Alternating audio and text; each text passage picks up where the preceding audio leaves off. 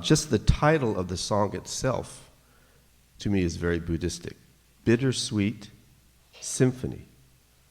Bitter and sweet are contradictory terms, aren't they? You have something that's sweet and something that's bitter.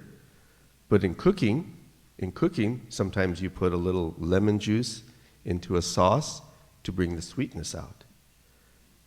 So, in Buddhism, there is what's called the oneness of contradiction in Buddhist philosophy. The oneness of contradiction. Two things that are contradictory, opposite, but yet they're one. Happiness and sadness is an example of that. There's no happiness without experiencing sadness. Sadness is what makes us appreciate what happiness is. See? Life and death, bittersweet symphony.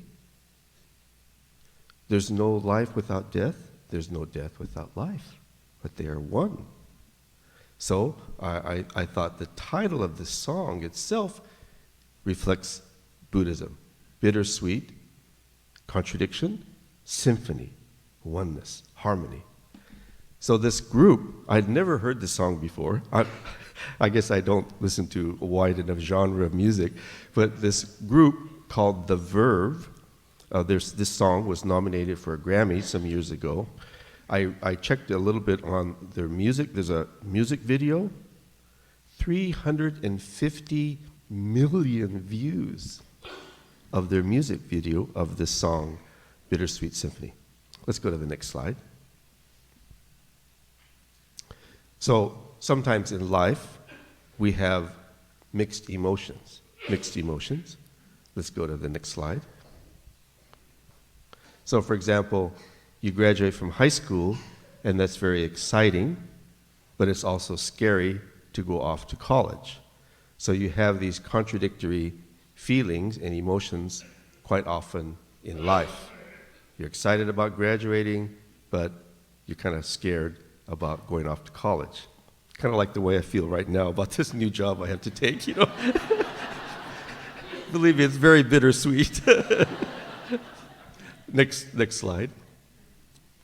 So the way I interpret this song, if you kind of look at the lyrics, is it's talking about wanting to change oneself, but not being able to. You want to change, but how do I change? How do I change? Next slide. So the lyric goes, part of it goes, no change, I can change, I can change, I can change, but I'm here in my mold. So I take that to mean I'm stuck. I'm stuck in my mold, and I can't change. I can't get out of this mold, this pattern. I'm here in my mold. The next slide. Next slide. There we go. But I'm a million different people from one day to the next. I can't change my mold. No. So in life, sometimes we're kind of stuck. We're kind of stuck. Next slide. So sometimes we're stuck in a rut. Every day is the same routine, and we're not happy with our life or ourselves, with the routine we're in the mold we're in, and we just can't get out. Next slide. And I think this is very true for people who suffer from a drug addiction or alcoholism. This rut is even harder to get out of. How do you get out of this rut if you're involved in drugs or alcoholism? It's like being stuck in this tunnel, and there's no way out. So I always say to young people, you really need to stay away from drugs and addictions like that, because it's just not a healthy, positive way of life. And it's not, and so you have to nurture your life in a manner in which you will not get stuck in that kind of rut. Next slide. So being stuck in a rut is called samsara in Buddhism. So samsara means to be stuck in the world of ignorance or delusion, like a squirrel in a cage. a squirrel is running around in this cage, we're getting nowhere. See, it's just this vicious cycle. Next slide. So how do we change? How do we get out of the rut? How do we get out of our mold, as the song says in Bittersweet Symphony? Next slide. So the teachings. So the teachings are the way out of samsara. So the Dharma is what liberates us from our rut, from our vicious cycle, from our mold that we cannot change. If we did not have the teachings or the path of the Dharma, we would never be able to get out of this vicious cycle of samsara. The three treasures we just read. If we don't do it in this lifetime, when are we ever going to do it? That's why this lifetime is so important. It's so important to get out of the rut, break out of our mold. Next slide. So this change comes from the outside of ourselves, but it also comes from inside ourselves, both outside and from inside. And let me give you an example of that. Next slide. So Dr. Haneda, he speaks here every year. He's going to be back in March. He gives this wonderful example about smoked salmon. He says the life of a Buddhist is like smoked salmon. You put the salmon in the smoker, and the smoke naturally makes the salmon into smoked salmon. So, this transformation, you put yourself in a Sangha, and you're smoked by the Dharma. It's not like we're smoking here, but...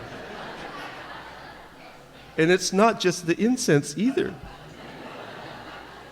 It's the people in the Sangha. Now you're influenced by the people in the Sangha.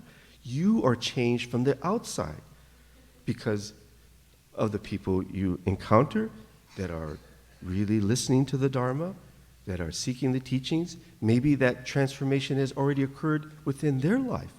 And you think, wow, I want to be like that person. They're so happy. They're so serene. They're so tranquil. That's why we have to put ourselves in the smoker. We come here every Sunday, and see that's why for young people you have to be careful about the friends you choose, because it's very natural. If you hang out with people that do drugs and drink, you're in that kind of smokehouse, and you're going to be influenced by that environment. And it's not to say those are bad people or anything. I hope that they get help. Oh, I really hope that people that have addictions and alcoholism, if they could get help. It's so hard. I know of a person quite well. One of his brother is terrible addiction, had it since junior high school. Oh, terrible for the family. Parents' anguish, all the family anguishes. How can you reach this? How can you reach him? How can you turn his life around? See, it's so hard to get people that kind of help, and I wish that they all could find help.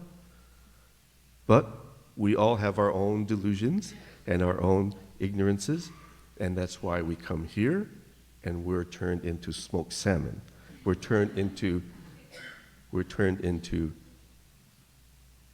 a sincere Nembutsu follower. Next slide. Everybody know what this is? Kaki. Kaki. What's kaki in English? Persimmon. Persimmon. So there's two kinds of persimmons. In Japanese, one is called hachiya. That's what this is. The other one is called fuyu. So hachiya and fuyugaki. Most people eat the fuyu kind. That's the most popular one. This is a kind that when it ripens, it gets really gushy. Really, really, really gushy. Some people really like this. Some people don't really care for it. So this persimmon, when it's green, it's extremely bitter. But this bitter, bitter persimmon, in time, the light and time transforms this bitter persimmon into pure sweetness. And so my professor at Japan, Professor Shigaragi, he loved this example of the bitter persimmon that is transformed by the sunlight.